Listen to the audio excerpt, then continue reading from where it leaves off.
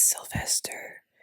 My microphone stopped working. I mean, it still works, but it's been doing this thing where it gets all like crackly and you can't hear what I'm saying, and then it starts like buzzing, and it's just, I don't know what's going on with my microphone.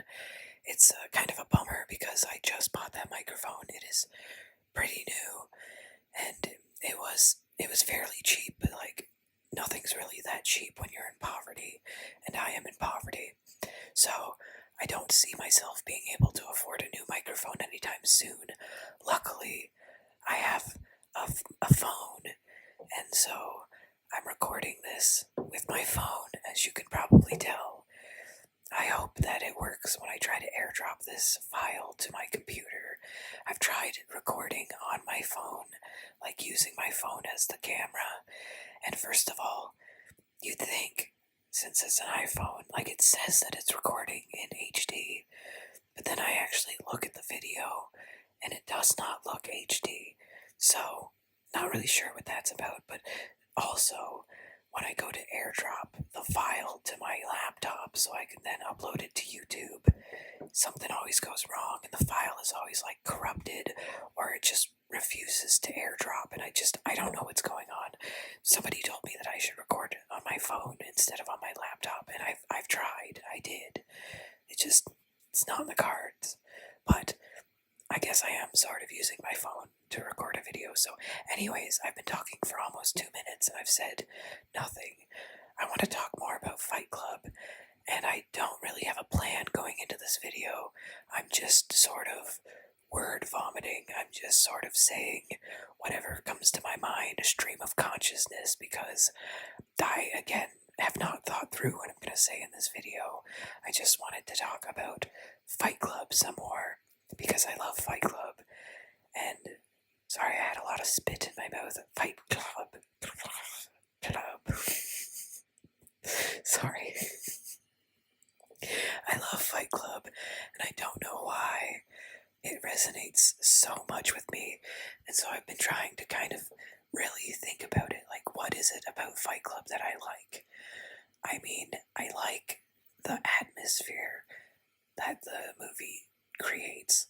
Everything is this like green or blue tinted, and everything feels kind of like desolate and like depressing in a way that I feel speaks to me.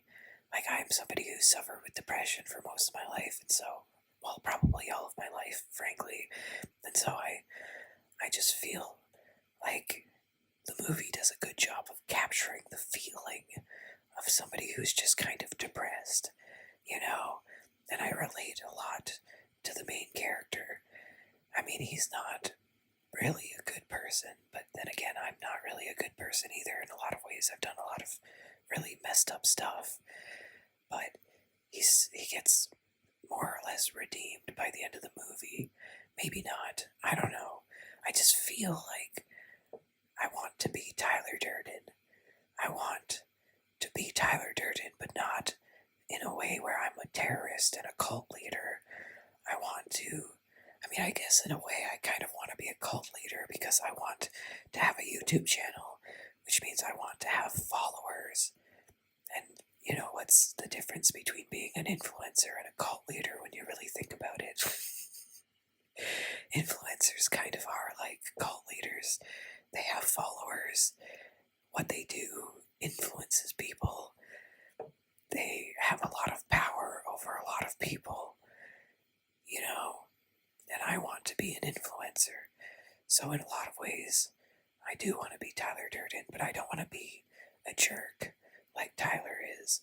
You know, I don't want to be, I mean, I've spoken about this before, but he is technically a rapist because he has sex with Marla as she's actively trying to kill herself. Like, she's overdosing on Xanax, and he has sex with her, and even though she's the one who asked to have sex with him, he still should not have said yes, because well, I mean, she didn't ask. She, like, strongly implied that she wanted to have sex with him, but whatever. She initiated it, but still, he should have said no because she was not in a place where she could consent. But despite the fact that he is technically a rapist, and despite the fact that he is kind of a jerk, like when he first meets the narrator, one of the first things he does is insult him. He says, how's being, you're clever, but how's that working out for you? And he's like so snarky and smug, and you just kind of want to punch him in the face, but also you're like, dude, where do you get the audacity to just be like that? He's so self assured. I mean, perhaps the word that I'm looking for is narcissistic. He is quite narcissistic, but if you strip away the narcissism and just leave a little bit of confidence, like that's what it is. It's the confidence. He's just so confident, and the fact that people like him and people want to follow him and listen to what he has to say, and they call him sir, and they treat him with respect, and that's stuff that I want, and I want to be hot, and I want to be buff, and I want people to look up to me, and I want people to want to be me, and I want to be Tyler Durden. Sometimes when I'm trying to like psych myself up, if I'm having like a really bad day and I'm really just hating myself and I'm just feeling really bad about myself, sometimes I'll say to myself like, I'm motherfucking Tyler Durden. Like, don't fuck with me. You can't fuck with me. I'm motherfucking Tyler Durden. You know what I mean? Like it's my way of getting confidence. I just want to be a better version of Tyler Durden, a nicer, more compassionate, less narcissistic version of Tyler Durden. And I want people to look up to me and to worship me. I want to be a cult leader, but not like actually a cult leader, but an influencer, which again is basically the same thing as a cult leader. I just want to be admired. I don't want people to watch my videos because they feel bad for me, because they're humoring me, and that's how it feels sometimes. It's like I have an audience, and I'm getting a lot of views, and I'm getting a lot more subscribers than I used to have, and it feels good. But part of me feels like these people all just pity me. They all just look down on me. The people who watch my videos are just doing it because they feel sorry for me, and I don't want that. I want people to look up to me. I want people to admire me. I want people to want to be me, but like, I also kind of don't, because I know I'm a bad role model, and I'm not really happy. So why would I want people to be me if I'm not happy being me? Like I suffer a lot. I have a lot of issues, and at times I haven't been a very good person. I've done some pretty fucked up shit, and so like, why do I have the audacity to think that I deserve an audience, to think that I deserve the power that comes along with being an influencer? Why do I think that I deserve that? I don't know, but I just want it. I want it so bad. It makes me feel validated to have people watch my videos. It makes me feel like I'm valuable, like I mean something, like there are people out there who care, and that feels really good. Anyway, I've spoken before about why I want to be a YouTuber. I don't know. I speak to my therapist about it, and she doesn't. I mean, I don't know. I should. She gets it. Like, she doesn't tell me I shouldn't be a YouTuber. She encourages it. I was kind of afraid that she'd tell me I should stop being a YouTuber, but she thinks that it's cool. She just told me at one point that maybe I should wait before I post a video. Like, when I film a video, I should sit on it for a little bit and make sure that I really want to post it before I post it. And that's some advice that I have not followed. And so I'll post a video and then realize that I don't like it, and then I'll go back and delete it. And that's, if I were to be a famous YouTuber, that would probably be very annoying behavior. And I've already put it into the world. Hold on, I have to clear my throat. But like, when you're a famous YouTuber and you have all eyes on you, you can't really afford to upload a video and then change your mind about it later. It's too late at that point. People have already seen it.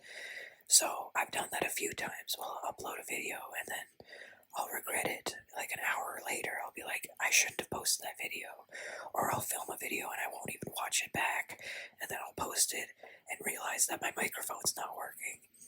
that's embarrassing. So there's all sorts of things that I do that I regret, that I should stop doing, and I should, if I film a video, I should at least try to edit it in some small way so that I'm forced to watch it back and I'm forced to really think about whether or not I actually want to post it. Because sometimes I just feel like making a video, but I don't really have any ideas like this, where it's just I want to make a video, but I don't know what I want to make a video about. And so I just kind of talk about nothing, or I just ramble on, and then I have to think of a title for the video that accurately describes what the video is about, because the video is about nothing. So like anything I title it is going to seem misleading. Like I was going to title this video talking about Fight Club in ASMR, but I have barely talked about Fight Club. We're 11 minutes into this video and I have hardly talked about Fight Club. Alright, back to talking about Fight Club. This is not a therapy session, damn it. Why else do I like Fight Club? I mean, again, I want to be Tyler Durden. He's just so cool. I just like him so much. He's so cool. I just can't, like he's so cool. Why does it resonate with me so much? I don't know. Is it just because Brad Pitt is hot? Do I just think with my genitals? Am I just thinking with my genitals? Is that it? Is that really the reason why I like Fight Club so much? Is just because Brad Pitt is hot? I mean, maybe. That's entirely possible. I mean, I also kind of relate to Marla Singer, and I also kind of relate to the narrator, so I kind of relate to everybody in the movie, basically. Even though they're all kind of bad people, I'm also kind of a bad person, and so, I don't know. And like Marla Singer lives in poverty, so I kind of relate to that. I mean, the whole going to support groups when you're not actually sick thing is a little bit bad, but, you know, healthcare in America, especially mental health care, is not where it should be, so these people probably need mental health help and just can't get it. Although, Marla Singer does have access to Xanax, so either she got that illegally or she does have some kind of doctor prescribing her medication, so anyways, we don't really learn that much about Marla Singer. She's kind of a mystery, like we don't know about her family, where does she come from? You know, when she's trying to kill herself, the first person she calls, or at least we assume the first person she calls, maybe she calls someone else first that we don't know about, but she's trying to kill herself, and she calls this man that she met at a support group who got mad at her and clearly doesn't like her that much, and it's like, did she really have no one else to call? Did she actually fake her suicide attempt? Some people online hate Marla, like people in Fight Club circles. Some people online who like Fight Club really, really hate Marla, and it's like it's very sexist. A lot of these people hate Marla because it's like women are manipulative and women are liars and women are blah blah blah blah, and so a lot of those people think that Marla faked her suicide attempt for attention. And she does say at one point when she's on the phone, she's like, "This is not a real suicide attempt. This is one of those cries for help. You know, this is just a cry for help or whatever she says." So like, people interpret that as meaning that she didn't actually take any Xanax, and she's just straight up making up the whole trying to kill herself thing, so that the narrator will come over and try to save her. She's like playing the damsel in distress part so that the man will have to come and save her. And so, if you think about it like that, I mean, that is possible. Knowing Marla's character, it's not, I wouldn't put it past her that she would lie about trying to kill herself, and that would make Tyler not a rapist, because then she is able to consent because she's not actually overdosing on Xanax. So, you know, it's entirely possible that Marla was just faking it, but I don't think that that's because, you know, women are liars or whatever. Like, I don't really like how a lot of people who like Fight Club talk about Marla. A lot of them are very, very crappy to Marla, because Marla is doesn't give a crap. She's very confident. She's borderline narcissistic. she's she like lives this kind of carefree lifestyle. She's also like the female version of the narrator, because the narrator sees himself in her and he hates it because he hates himself. So people who hate Marla really do just hate her because she's a woman. They don't, because again, she's just like the narrator. So if they hate her, then they would have to also hate the narrator. So even if she did pretend to kill herself just for attention, I don't think that doesn't make me hate her. That makes me feel sorry for her. The fact that she felt like the only way she could get any kind of affection out of this man was to pretend to try to die, was for him to think that she was dying. That's the only way she could get any kind of empathy. Like, that's really sad when you think about it. Like, somebody who fakes a suicide attempt is still somebody who is crying for help, somebody who really, really needs somebody to give them compassion, And so I don't know. I do relate to Marla, and I do think it's possible that she tried to fake her suicide attempt. But, yeah, I don't know. I don't know why I like Fight Club so much. I'm not really huge into violence. Although, it is kind of like, I watched a behind the scenes of Fight Club where it showed the choreography, because fight choreography is really intense. It's a lot like dance choreography, where it's very precise and it's very intricate, and like you gotta, it's like very involved, very physically demanding to do a fake fight. And I've done stage fights in my drama class in my time doing school theater. Excuse me. But I've never done a real choreographed fight like the ones in Fight Club. It's a lot more goes into it than you might think.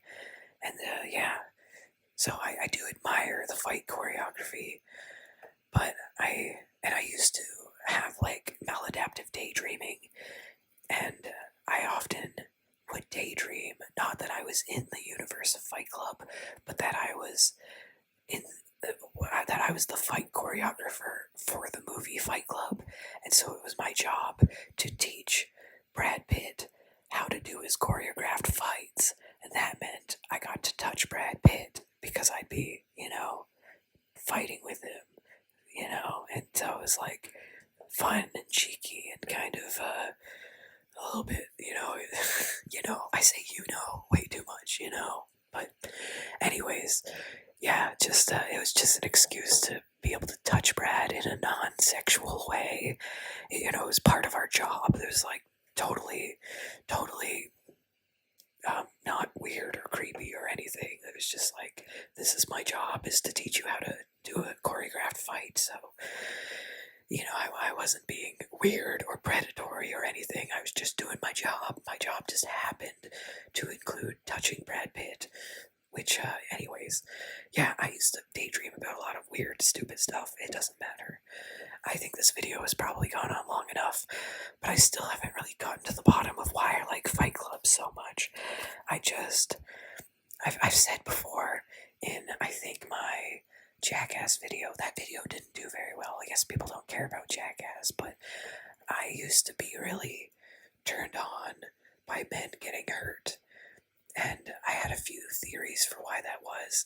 Like, I thought maybe part of it was because I had this, like, fatherly instinct where I wanted to fix men. I wanted to help men. And so if I see men getting injured, I can imagine myself taking care of them, nursing them back to health.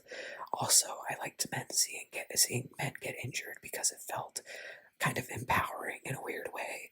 Like, I thought I was a girl back then, and so girls are usually the ones who are the damsels in distress. Girls are usually the ones getting injured. So if you see men getting injured, then it's like they're the damsel, and I'm the one taking care of them. So I get to be the powerful one, and also men can be really scary. And so if you imagine a man who has been injured in some way, he's less scary because he's less able to hurt you or do something to you because he's injured. And so men are just kind of less threatening when they're injured. And so those were my theories for why I used to like seeing men get injured. It's possible, though, that I just liked seeing men get hurt because I hate men. I don't think that's what it is, but maybe I just liked seeing men get hurt because I'm sadistic and I just want to see men burn for what they've done to women. Burn, damn it. Damn it, I'm a man. Oh no, I'm gonna burn because of what I've done to women. No, it wasn't me. I'm not one of those men, I swear. I don't hurt women. I mean, I have hurt women in my life. There are women who I've emotionally hurt my mom quite a bit. Like, I pushed one of my friends up against the locker in high school, and she later turned out to be a woman. So, I've hurt women, but I'm not like one of them. I'm like a nice guy, Like, I'm a nice guy. You can trust me. I'm a nice guy, I swear. Anyways, yeah, I don't know why I like Fight Club so much. It might just be because I'm turned on by Brad Pitt. I mean, I don't like other movies that Brad Pitt's in that much, though. Like, I'm not the biggest fan of Snatch. It's good. It's a good movie, but I'm not like a super fan. Not like I am of Fight Club or like Troy. That has Brad Pitt in it, and I'm not like drooling over that movie. So it has to be not just Brad Pitt, but specifically the character of Tyler Durden. Something about Tyler Durden, his fashion, like he's just iconic, the way he dresses. I wish I had the confidence to just wear whatever the heck I wanted to wear, even if I looked a little bit, eccentric or strange. Like there's just something about Tyler Durden. I really think that that's all it is. It's just that I have a big fat crush on Tyler Durden. And I just want to be him and also be with him. I want to be him and be with him. I'm confused. I used to think I wanted to be with him, but now I think I want to be him. So maybe it's both. It's probably both. Anyways, I don't know. I just call me Tyler Durden. Call me sir. Tell me that everything's going according to plan, sir, and then give me a wink. Next time you see me in public, if you ever see me in public, say to me, everything is going according to plan, sir, and then wink at me, and then I'll know that you watched this video. Anyways, I really should end this video. I really hope that this file airdrops to my computer without any issues, and I hope that it's synced up with the video, because sometimes I have that problem where I'll record audio separately from the video, and either the audio or the video is like different. It's like out of sync. Like it just doesn't match up, and so I hope this audio matches up with the video. Yeah, I guess that's all I have to say. Fight Club forever. But the first rule of Fight Club is you don't talk about Fight Club. The second rule is you don't talk about Fight Club. Project Mayhem. The first rule of Project Mayhem is you don't ask questions. The second rule of Project Mayhem is you don't ask questions. So, anyways, sorry. Thank you so much for watching. Have a great day. Stay frosty. Bye.